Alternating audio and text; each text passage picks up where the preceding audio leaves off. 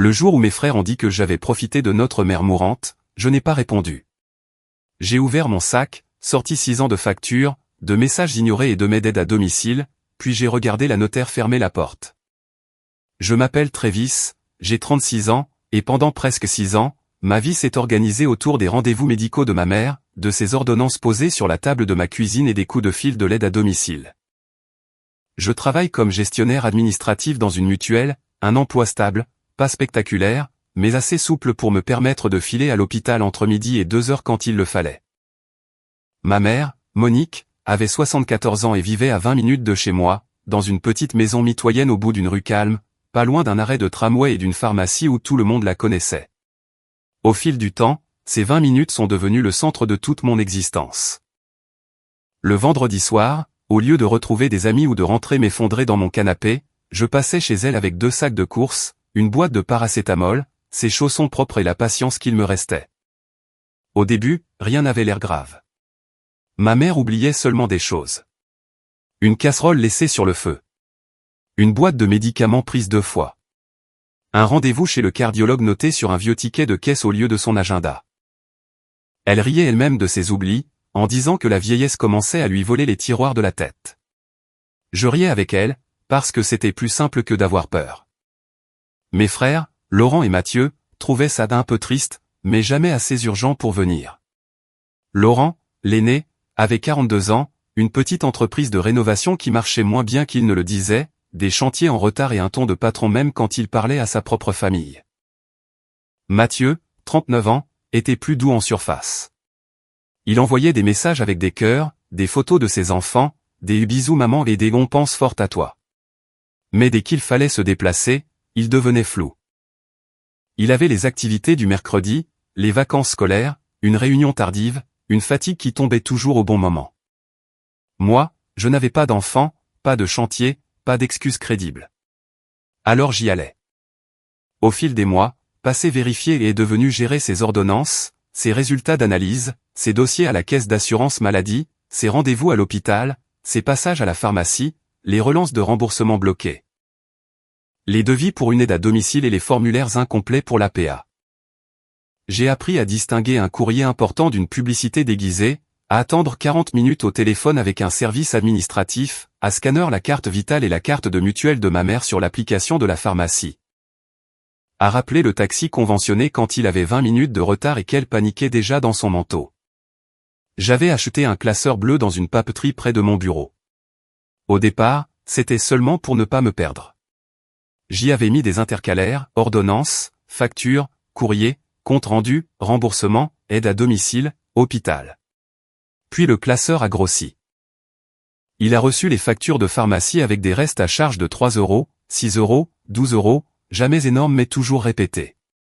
Il a reçu les attestations de Samira, l'aide à domicile.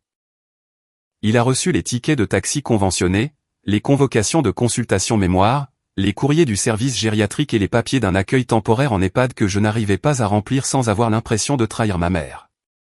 Je n'avais jamais imaginé que ce classeur deviendrait une arme. Le vrai basculement est arrivé un mardi de novembre. Ma mère est tombée dans sa salle de bain. Ce n'était pas sa première chute, mais celle-là a changé quelque chose. Elle est restée au sol presque 3 heures avant d'appuyer sur son boîtier de téléassistance. Quand l'opératrice m'a appelé, j'étais en réunion avec 2 collègues, un tableur ouvert devant moi et un café froid à côté du clavier. Je me souviens encore du ton professionnel de la femme au téléphone. « Monsieur, votre mère a déclenché son alarme. Les secours sont prévenus. » J'ai quitté le bureau sans prendre ma veste. Dans le tramway, je fixais le reflet de mon visage dans la vitre comme si c'était celui d'un inconnu. À l'hôpital, je l'ai trouvé aux urgences, les cheveux collés au front, le corps visiblement endolori, les mains crispées sur une couverture trop fine. Elle m'a dit pardon avant même bonjour. Je ne voulais pas t'embêter. Cette phrase m'a fait plus mal que la chute elle-même. Ma mère s'excusait d'avoir besoin de moi. J'ai appelé Laurent depuis le couloir des urgences, près d'un distributeur de boissons qui avalait les pièces sans rendre de café. Il a décroché en soufflant, « Travis, je suis en réunion là. » « Maman est aux urgences » ai-je répondu. Il y a eu une pause.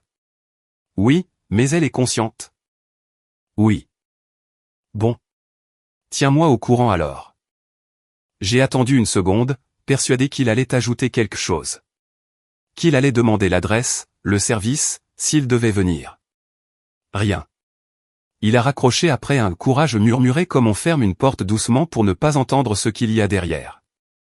Mathieu n'a pas répondu. 2 heures plus tard, il m'a envoyé « mince. Courage. Tu me dis si c'est grave. » Je lui ai répondu « le médecin parle d'un retour à domicile compliqué. Il faut qu'on s'organise. » Le message a été lu. Il n'a pas répondu. Après cette chute, tout s'est accéléré. Ma mère a perdu confiance dans ses jambes. Elle avait peur de se lever la nuit, peur de se doucher seule, peur de sortir chercher son courrier. Elle appelait parfois à 6h40 parce qu'elle ne savait plus si elle avait pris son traitement du matin. Certains jours, elle était parfaitement lucide, ironique même, capable de corriger mon orthographe sur un formulaire. D'autres jours, elle regardait une enveloppe de la caisse d'assurance maladie comme si c'était une langue étrangère. J'ai demandé une réunion familiale. Pas un grand tribunal. Juste un dimanche après-midi chez moi, dans mon appartement de 2 pièces, avec du café, des madeleines industrielles et les papiers étalés sur la table. Laurent est venu avec Élise, sa compagne. Elle n'avait jamais été très proche de ma mère, mais elle parlait souvent de patrimoine avec une voix calme qui me donnait envie de quitter la pièce.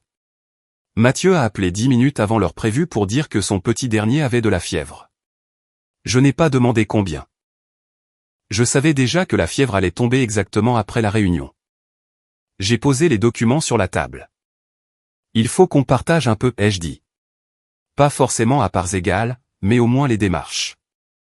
Les rendez-vous. Les frais qui ne sont pas remboursés. Les week-ends où elle a besoin de quelqu'un. Laurent a regardé les feuilles comme si je lui présentais un devis frauduleux, tu t'y connais mieux que nous, toi. Avec ton boulot dans la mutuelle. Justement, je peux gérer certains papiers, mais je ne peux pas être partout. Il a croisé les bras, je ne dis pas que tu mens, mais parfois tu dramatises. Maman a toujours été un peu tête en l'air. Élise a posé sa tasse avec précaution, après, il faut faire attention à ne pas la brusquer. Les personnes âgées, quand on commence à parler d'EHPAD, elles se sentent abandonnées. J'ai failli rire. Pas parce que c'était drôle. Parce que le mot abandonné sortait de la bouche d'une personne qui n'avait pas vu ma mère depuis Pâques. J'ai regardé le fond de ma tasse pour ne pas répondre trop vite. Je ne parle pas de la mettre en EHPAD demain, ai-je dit. Je parle d'éviter qu'elle reste 3 heures au sol une prochaine fois. Laurent a promis de passer un samedi sur 2. Il l'a dit avec aplomb, comme s'il signait un contrat. Il est venu 2 fois. La première, il a remplacé une ampoule et a répété 3 fois que ça m'aurait pris 5 minutes si j'avais pensé à le faire. La deuxième, il a apporté une galette, a pris un selfie avec maman dans le jardin, puis il est reparti avant que Samira arrive. La troisième fois, il avait une fuite d'eau sur un chantier. La quatrième, il avait oublié. Ensuite, il a arrêté de répondre avant midi le samedi. Mathieu, lui, continuait à envoyer des messages tendres. Quand maman était angoissée, il écrivait « On pense fort à toi, ma petite maman ». Quand je demandais qui pouvait l'accompagner en consultation mémoire, il disparaissait. Il réapparaissait le lendemain avec « Désolé, journée de folie ». Je me suis surpris à devenir sec. Pas avec ma mère. Avec tout le reste. Au bureau, je répondais trop vite à mes collègues. Dans le métro, je serrais les dents quand quelqu'un bloquait les portes. Chez moi, je mangeais des pâtes debout dans la cuisine parce que m'asseoir aurait signifié sentir à quel point j'étais fatigué. Samira a été la première à me dire clairement que ça ne pouvait pas continuer. Elle venait 4 matinées par semaine pour aider ma mère à se laver, préparer un peu le repas, vérifier l'état général de la maison. C'était une femme solide, directe, avec une douceur qui ne ressemblait pas à de la pitié. Un lundi, elle m'a envoyé un email. Bonjour Travis, votre maman n'allait pas bien ce matin. Très confuse au réveil, elle cherchait votre père. Elle m'a dit avoir appelé Laurent hier soir mais pas de réponse. Je préfère vous prévenir. Mon père était mort depuis 9 ans. J'ai lu le message dans le RER, debout entre 2 inconnus, et j'ai dû descendre une station plus tôt pour respirer. À partir de là, j'ai commencé à garder davantage de traces. Pas par stratégie, pas encore. Par fatigue. Quand quelqu'un me faisait douter de ma propre version des faits, j'avais besoin d'un endroit où la réalité restait droite. La première fois que j'ai compris que mes frères ne voyaient pas la situation comme moi, c'était à cause d'une phrase de Laurent. Ma mère venait de recevoir sa taxe foncière. Je l'avais ouverte avec elle, parce qu'elle ne comprenait plus bien les montants et qu'elle avait peur d'avoir fait une bêtise. Les frais d'aide à domicile commençaient à peser, même avec les aides. J'ai envoyé une photo dans notre groupe familial en demandant si on pouvait participer, au moins cette année-là. Laurent a répondu presque tout de suite, « Attends, elle a encore combien sur ses comptes ? Pas combien il manque. Pas combien on peut mettre. Combien elle a encore ?» J'ai écrit, « Ce n'est pas la question. Elle a besoin d'aide maintenant. » Mathieu a répondu, « Oui, mais il faut aussi faire attention à ne pas vider ce qui restera. On ne sait jamais. Ce qui restera. » J'ai relu ces mots plusieurs fois. Ma mère était dans son fauteuil, à côté de moi, en train de chercher ses lunettes alors qu'elles étaient autour de son cou. Elle m'a demandé si les garçons avaient répondu. J'ai dit oui. Je n'ai pas lu les messages à voix haute. Je ne voulais pas qu'elle entende qu'il parlait déjà de l'après. Pourtant, elle n'était pas dupe. Ma mère avait perdu de la force, parfois des repères, mais pas cette intelligence fine des gens qu'elle avait toujours eue. Elle remarquait les appels manqués. Elle comptait les samedis promis. Elle disait seulement, ils ont leur vie. Et moi, par loyauté idiote, je répondais, oui, maman, ils sont pris. Un jeudi, environ 8 mois avant son départ, elle m'a demandé de l'emmener chez la notaire. J'ai pensé à une procuration, à une question sur la maison, peut-être à une formalité que j'avais oubliée. Elle avait mis son foulard gris, celui qu'elle portait quand elle voulait avoir l'air plus droite qu'elle ne se sentait, et elle m'a demandé de venir en voiture parce qu'elle ne voulait pas prendre le tram. Le cabinet de Maître Vidal se trouvait au premier étage d'un immeuble ancien, près de la mairie. Dans la salle d'attente, il y avait des magazines trop vieux, une plante impeccable et cette odeur de papier rangé qu'ont les lieux où les décisions des familles finissent en dossier. Ma mère m'a regardé avant d'entrer, « Tu ne rentres pas avec moi, Travis. C'est important. Tu es sûr ? Oui. Pour une fois, tu vas juste attendre. » Je me souviens avoir été presque vexé. Après tout ce que je gérais, rester dehors m'avait paru absurde. Je connaissais ses traitements, ses codes de mutuelle, ses médecins, le nom de la voisine qui récupérait parfois son courrier. Mais là, elle ne voulait pas de moi. Alors j'ai respecté sa demande. Je me suis assis avec mon téléphone, incapable de lire quoi que ce soit. Elle est restée 40 minutes avec Maître Vidal. En sortant, elle avait les yeux rouges, mais elle souriait. « Tout va bien ?» ai-je demandé. Elle a serré mon bras, j'ai fait ce que j'aurais dû faire plus tôt. Je n'ai pas insisté. Avec ma mère, quand une phrase tombait comme ça, il fallait parfois la laisser respirer. Je savais qu'elle avait peut-être modifié quelque chose. Je n'ai pas demandé quoi. Une part de moi ne voulait pas savoir, parce que savoir m'aurait obligé à parler à mes frères et je n'avais plus la force de leur expliquer encore une chose. Ce que j'ignorais, c'est qu'elle avait aussi dicté une lettre. Une lettre qui n'était pas destinée à faire joli, ni à régler ses comptes à chaud. Une lettre précise, presque administrative, avec les noms de chacun de ses fils, des dates approximatives, des refus, des phrases recopiées de messages, et même le nom de Samira comme témoin de certaines absences. Après ça, il y a eu l'hiver. Un hiver de couloirs d'hôpital, d'ordonnances renouvelées, de soupes tièdes et de coups de fil le soir. Ma mère se fatiguait plus vite. Parfois, elle me demandait de lui raconter ma journée, mais s'endormait au bout de 3 phrases. Je lui disais que mes collègues allaient bien, que le tram était encore en retard, que la boulangère avait augmenté les croissants. Des choses minuscules. Elle aimait les choses minuscules, parce qu'elle prouvait que le monde continuait sans avoir besoin d'être courageux. Elle nous a quittés un matin de février, à l'hôpital, après une infection qui avait tourné trop vite. La veille, je lui avais mis de la crème sur les mains parce qu'elles étaient sèches à cause du gel hydroalcoolique. Elle avait ouvert les yeux juste assez pour me reconnaître. « Tu as fait plus qu'un fils » avait-elle murmuré. « Mais maintenant, il faudra que tu fasses moins. » Je n'avais pas compris. Ou plutôt, je n'avais pas voulu comprendre. Je lui ai répondu de se reposer. Elle a fermé les yeux. Le lendemain, le service m'a appelé à 7h12. La voix de l'infirmière était douce, trop entraînée pour être complètement personnelle, et pourtant j'ai senti qu'elle faisait de son mieux. Je suis arrivé trop tard. dans la chambre, tout était déjà silencieux, comme si le monde avait baissé le volume par respect. Aux obsèques, Laurent a pleuré très fort. Mathieu aussi. Je ne leur reproche pas d'avoir pleuré. On peut être absent et souffrir quand même. La douleur n'a jamais rendu les gens justes, elle les rend seulement visibles. Ce qui m'a vidé, ce n'était pas leurs larmes. C'est ce qui s'est passé après. Le repas avait lieu dans une petite salle louée près du lieu de la cérémonie. Les tables étaient couvertes de nappes en papier. Il y avait des plateaux de charcuterie, du pain qui séchait déjà, du café trop clair et des cousins que je n'avais pas vus depuis 15 ans. Les gens parlaient bas, comme s'ils étaient dans une bibliothèque. Une tante m'a touché l'avant-bras en me disant que j'avais été bien courageux. J'ai hoché la tête. Je ne savais pas quoi faire de cette phrase. Laurent m'a pris à part près de la porte, entre une pile de chaises pliantes et un radiateur tiède. Il va falloir qu'on parle de la maison rapidement. J'ai cru avoir mal entendu, Laurent, on vient de lui faire nos adieux. Justement. Il ne faut pas laisser traîner. Et puis, il faut qu'on sache ce que tu as fait signer à maman. J'ai senti mon visage se vider. Pardon ? Élise est arrivée derrière lui, comme si elle attendait son entrée, on ne t'accuse pas, Travis. Mais tu avais accès à tout. Ces papiers, ces comptes, ces rendez-vous.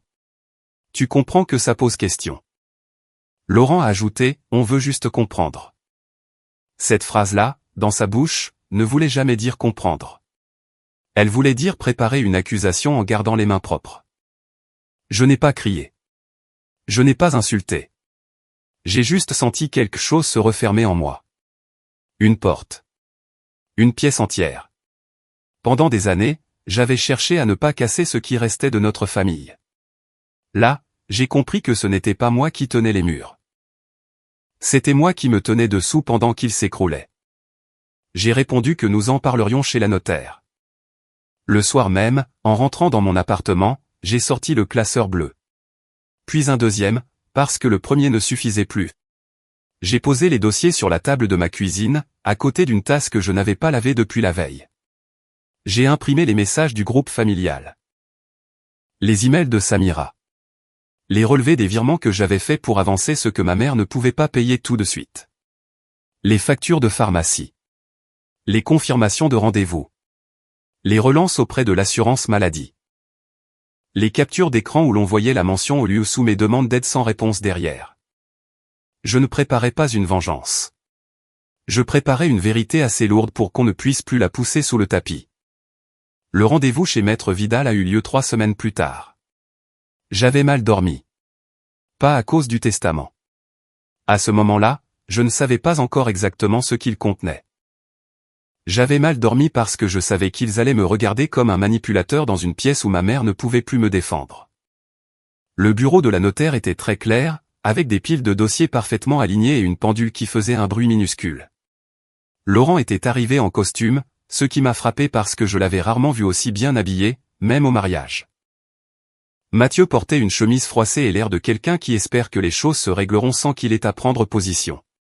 Élise était là aussi, même si techniquement elle n'avait rien à faire dans cette pièce. Laurent avait insisté, en disant qu'elle l'accompagnait pour le soutenir. Maître Vidal avait accepté sa présence à condition que personne ne s'y oppose. J'aurais pu dire non. Je ne l'ai pas fait. Une partie de moi voulait qu'elle entende tout.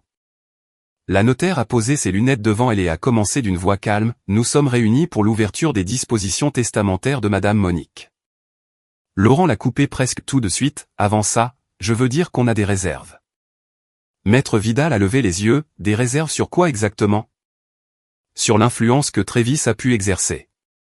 Il contrôlait tout. Les comptes, les papiers, les rendez-vous médicaux. Notre mère était vulnérable. Le mot m'a frappé plus fort que prévu. Vulnérable. Oui, elle l'était. Vulnérable quand elle tombait. Vulnérable quand elle tremblait devant les papiers de l'assurance maladie. Vulnérable quand elle attendait un appel qui ne venait pas. Mais pas assez vulnérable, apparemment, pour qu'il se déplace. Mathieu a parlé plus bas, sans me regarder, on veut juste que ce soit équitable. J'ai posé mon sac sur mes genoux, équitable ? Maître Vidal a tourné légèrement la tête vers moi, monsieur, laissez-moi d'abord lire les dispositions. Mais Laurent a continué, lancé par sa propre colère, non, parce qu'on connaît le scénario. Il s'est occupé d'elle, il s'est rendu indispensable, et maintenant il va nous expliquer que c'est normal qu'il ait plus. Je ne dis pas que tout est faux, mais il faut être lucide. J'ai ouvert mon sac. Je n'ai pas fait de discours. J'ai sorti le premier dossier. Puis le deuxième. Puis une enveloppe avec les copies de messages. Je les ai posés devant moi, sans les pousser vers eux. Voilà ce que vous appelez me rendre indispensable. Laurent a levé les yeux au ciel, tu vas nous faire ton numéro? Non. J'ai ouvert à la première page. Ma voix était plus calme que je ne le pensais. Le 12 novembre. Chute de maman. Appel à Laurent à 18h47. Réponse, tiens-moi au courant. J'ai tourné la page. Le 3 décembre. Demande de participation pour l'aide à domicile. Message lu par Mathieu. Pas de réponse. Relance le 8 décembre. Réponse, on est un peu juste ce mois-ci. Mathieu a serré la mâchoire, on était vraiment juste. Je l'ai regardé, le 19 décembre, tu envoyais les photos du séjour au ski. Il a baissé les yeux. J'ai continué. En février. Consultation mémoire. J'ai demandé qui pouvait l'accompagner parce que je ne pouvais pas poser un congé de plus. Personne. En avril. Samira signale par email que maman n'a presque rien mangé et qu'elle attendait un appel de Laurent. Pas de rappel. En juin. Dossier APA incomplet. Signature manquante, j'ai demandé à Laurent de passer parce qu'il était dans le quartier. Réponse, je ne peux pas, désolé. Laurent a ricané, mais son rire sonnait faux, tu as vraiment fait un dossier contre nous? J'ai refermé l'intercalaire, non. J'ai fait un dossier pour survivre à votre version. Le bureau est devenu silencieux. Même la pendule semblait trop bruyante. Maître Vidal a posé une main sur une enveloppe beige que je n'avais jamais vue. Je vais maintenant lire le testament. Ensuite, conformément à la demande de Madame Monique, je lirai également une lettre qu'elle m'a confiée. Laurent s'est redressé. Élise a croisé les jambes, le visage tendu. Mathieu n'a pas bougé. Le testament était clair. Ma mère utilisait la quotité disponible en ma faveur. La maison devait être vendue, et une part plus importante du produit de la vente devait me revenir, dans les limites prévues par la loi. Le reste serait réparti selon les droits de chacun et la réserve héréditaire. Elle ne déshéritait personne. Elle ne transformait pas mes frères en étrangers. Elle avait fait les choses proprement, avec cette prudence de femme qui avait passé sa vie à garder les papiers importants dans une boîte à biscuits. Laurent est devenu rouge, c'est exactement ce qu'on disait. Maître Vidal l'a interrompu, sans hausser le ton, je vous conseille d'écouter la lettre avant de commenter. Elle a ouvert l'enveloppe. Je ne m'attendais pas à entendre ma mère dans cette pièce. Pas comme ça. Pas par la voix neutre d'une notaire, entre deux dossiers successoraux et une pendule discrète. Je sous-signais, Monique, souhaite que cette lettre soit lue à mes fils après mon décès, en présence de Maître Vidal. Je ne veux pas que Trévis ait à se justifier seul, parce qu'il l'a déjà fait pendant des années sans que personne ne l'écoute. J'ai baissé les yeux. Mes mains étaient posées sur mes genoux, mais je ne les sentais presque plus. La lettre continuait. Laurent. Tu m'as dit le 14 janvier que tu ne pouvais pas venir m'aider parce que tu avais trop de travail. J'ai appris par ta publication du soir que tu étais au restaurant avec des amis. Je ne t'en ai pas voulu pour le restaurant. Je t'en ai voulu de mentir alors que je t'avais seulement demandé 2 heures. Laurent a fixé la table. Élise l'a regardé brièvement, puis a détourné les yeux.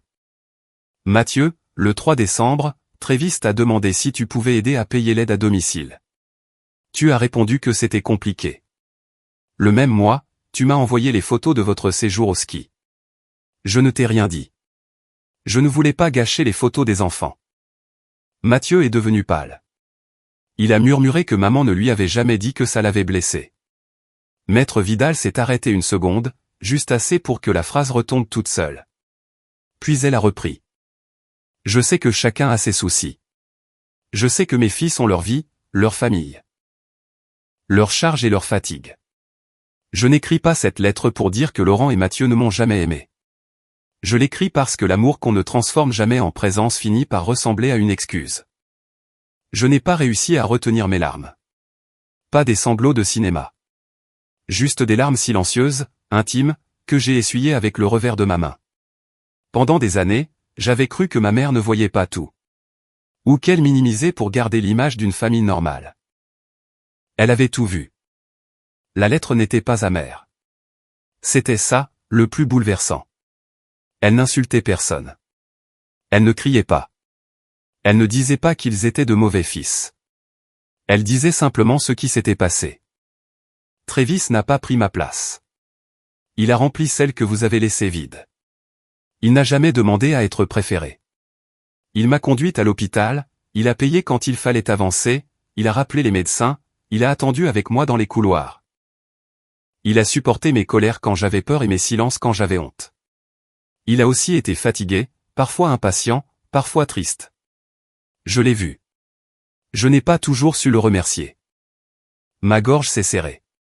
Je pensais à toutes les fois où j'avais répondu trop brusquement, où j'avais soupiré en voyant son numéro s'afficher, où j'avais eu envie de dormir au lieu de repasser chez elle. Ma mère ne m'avait pas transformé en saint. Elle m'avait laissé être humain. Maître Vidal a lu la dernière partie plus lentement. Je ne donne pas davantage à Travis parce qu'il m'a demandé quelque chose. Il ne m'a jamais rien demandé. Je lui donne davantage parce que je refuse que mes derniers biens racontent un mensonge. L'égalité n'est pas toujours la justice. Il y a eu un silence lourd. Pas théâtral.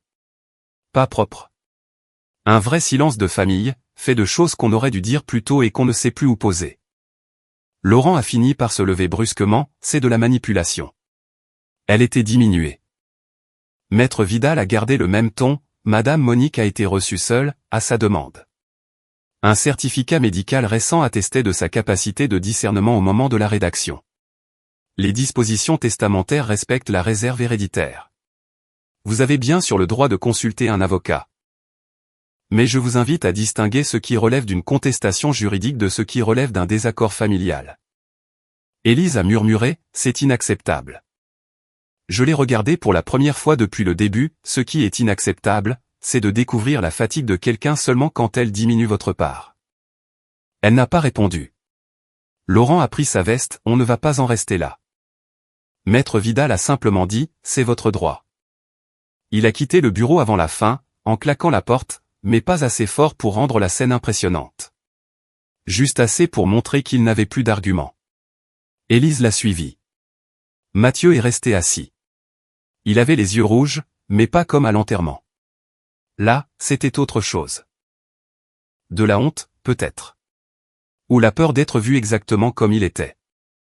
Quand il s'est levé, il a voulu dire quelque chose. Sa bouche s'est ouverte, puis refermée, Travis. Je l'ai arrêté d'un geste, pas aujourd'hui. Il a hoché la tête et il est parti. Quelques semaines plus tard, Laurent a consulté un avocat. J'ai reçu un courrier parlant d'une éventuelle contestation, d'une possible influence abusive, de la nécessité de vérifier les circonstances. Le papier était bien écrit, froid, avec des formules qui donnaient aux soupçons une allure officielle. J'ai transmis à Maître Vidal les copies de mon dossier, les emails de Samira, les échanges familiaux et les relevés de virement. Samira a accepté de fournir une attestation simple, sans effet dramatique, juste la vérité. Elle m'avait vu présent, elle avait vu ma mère attendre les autres, elle m'avait écrit plusieurs fois parce qu'elle ne savait plus qui prévenir.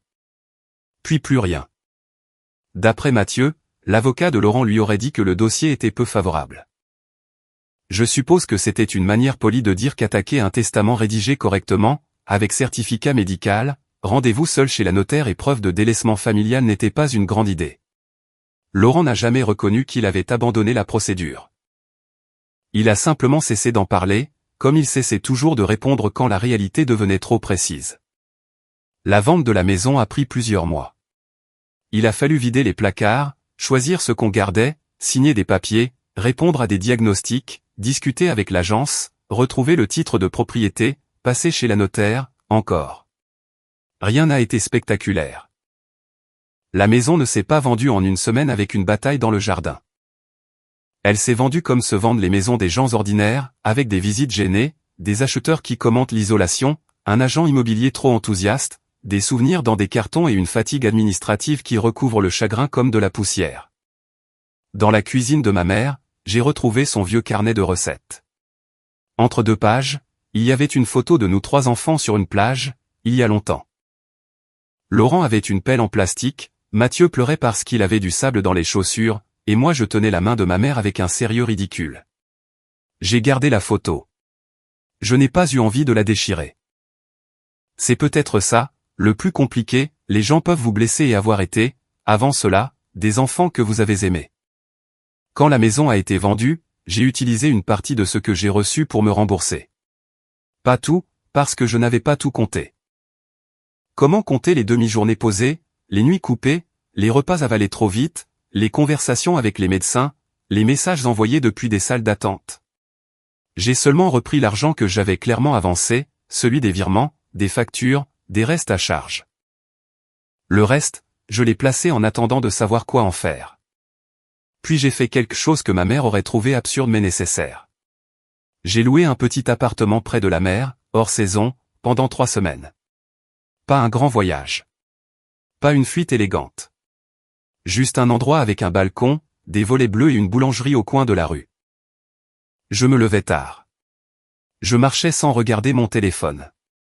La première fois que j'ai entendu une sonnerie dans un café, mon corps s'est tendu tout seul, prêt à répondre à une urgence qui n'existait plus. Il m'a fallu plusieurs jours pour comprendre que personne ne m'attendait à l'hôpital, que personne ne cherchait sa carte vitale, que personne n'avait oublié son traitement. Le plus étrange, c'est que je ne me suis pas senti victorieux. Pendant longtemps, j'avais imaginé qu'un jour mes frères comprendraient. Qu'ils diraient qu'ils auraient dû être là. Qu'ils me remercieraient, même maladroitement. Qu'on pourrait parler de maman sans que l'argent passe entre nous comme une vitre sale. Ce jour n'est jamais venu. Chez la notaire, j'ai compris que je n'avais plus besoin de leur reconnaissance pour savoir ce que j'avais fait. Mais comprendre une chose ne la rend pas immédiatement légère. Mathieu m'a écrit 2 mois après la vente de la maison. Je suis désolé. Je ne sais pas quoi dire de plus. J'ai lu le message dans mon salon, un soir de pluie, avec le bruit des voitures sur l'avenue en bas de mon immeuble. Avant, j'aurais répondu tout de suite. J'aurais rassuré. J'aurais dit que ce n'était pas grave, qu'on faisait tous comme on pouvait, que maman ne voudrait pas qu'on se fâche. J'aurais porté sa culpabilité pour qu'il se sente mieux. Cette fois, j'ai mis 2 jours à répondre. Merci. Je ne suis pas prêt à faire comme si rien ne s'était passé. C'était court. C'était froid, peut-être. Mais c'était honnête. Il m'a répondu, je comprends. Je ne sais pas s'il comprenait vraiment. Peut-être que c'était seulement sa manière de ne pas insister. Ça m'a suffi. Laurent ne me parle plus. Je crois qu'il raconte autour de lui que j'ai retourné notre mère contre lui. Avant, ça m'aurait détruit. J'aurais voulu expliquer, montrer les preuves, convaincre les cousins, les voisins, les anciens amis de mes parents. Maintenant, je laisse les gens croire ce qu'ils veulent. Ceux qui étaient là savent. Ceux qui n'étaient pas là parlent. J'ai gardé le classeur bleu. Il est dans un carton, au fond d'un placard, avec quelques photos de ma mère, son foulard gris et la carte de la pharmacie où elle oubliait toujours son code de mutuelle. Je ne l'ouvre presque jamais. Je n'en ai plus besoin. Pendant des années, ce classeur m'a servi à prouver que je n'inventais pas ma fatigue. Aujourd'hui, il me rappelle surtout que la vérité n'a pas toujours besoin d'être criée pour tenir debout. Parfois, je repense à sa phrase à l'hôpital, « Maintenant, il faudra que tu fasses moins. » Je comprends enfin. Elle ne parlait pas des papiers, ni des courses, ni des rendez-vous. Elle parlait de moi. De cette manie de porter les gens jusqu'à me casser le dos, puis de m'excuser quand ils se plaignent que je marche trop lentement. Alors non, je n'ai pas partagé comme mes frères le voulaient. Je n'ai pas arrondi les angles pour sauver une image de famille qui n'existait déjà plus. Je n'ai pas laissé leurs accusations remplacer les années où j'étais là, dans les pharmacies, les couloirs d'hôpital, les bureaux administratifs et les dimanches trop silencieux. Et pour la première fois depuis longtemps, quand mon téléphone sonne, je ne cours plus avant de savoir qui appelle. Si vous avez aimé, n'oubliez pas de laisser un commentaire et de soutenir la chaîne en vous abonnant. À bientôt pour les prochaines stories.